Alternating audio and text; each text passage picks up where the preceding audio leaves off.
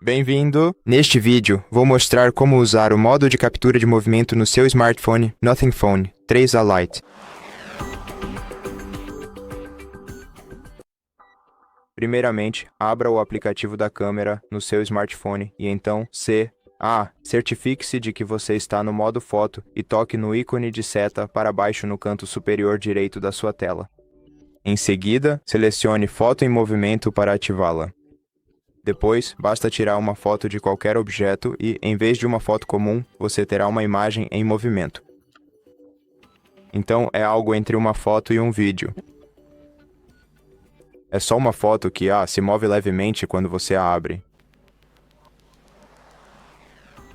E é isso. Obrigado por assistir a este vídeo. Se você gostou, por favor, considere se inscrever no nosso canal. Deixe um like e um comentário abaixo e eu te vejo no próximo vídeo.